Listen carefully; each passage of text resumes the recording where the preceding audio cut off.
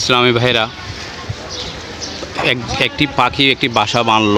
কিছুদিন পরে এই বাসাটি পরিত্যাগ করে চলে গেল। তখন আরেক পাখি বলল, যাইবা যদি উইরা পাখি বাসা বাঁধলা কেন? তুমি যদি চলে যাবে তাহলে বাসাটা কেন বাঁধলে? এটা থেকে আমাদের শিক্ষণীয় হলো যে আমরা এই দেখেন বহুতলা ভবন স্থাপন করা হচ্ছে, তৈরি করা হচ্ছে, বাসা বাঁধা হচ্ছে। প্রশ্নটা হলো যে আমরা তো সবাইকে চলে যেতে হবে, কিন্তু আমরা এই বাসাটা বাঁধতেছি কেন? বাসাটা বাঁধার কারণটা হলো এই যে কুঠির আবাস দালান কোঠা বাঁধার কারণ হলো এটি হলো আমাদের দ্বিতীয় ঘর। মায়ের পেটে ছিলাম আমরা প্রথম ঘরে।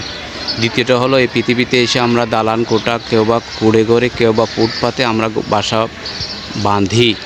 এরপর তৃতীয়টা হলো আমাদের কবর। এরপর চতুর্থ আমাদের স্থানটা হবে আমাদের কর্মের উপর নির্ভর করবে। কেউ বা জান্নাতের ঘরে থাকবে, কেউ বা জাহান্নামে থাকবে।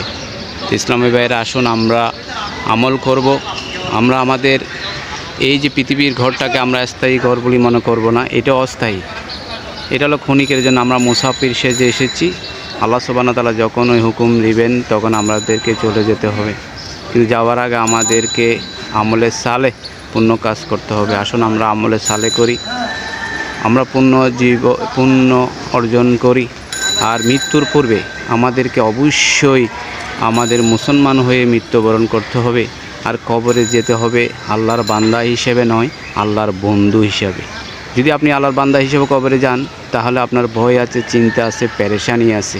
আর যদি আপনি আল্লাহর বন্ধু হয়ে যদি কবরে যেতে পারেন, আপনার ভয় নাই, চিন্তা নাই, কোনো পেরেশানি নেই। আসুন আমরা আল্লাহর বন্ধু হয়ে যেন কবরে যেতে পারি, সেভাবে আমরা আমল করব ইনশাল্লাহ।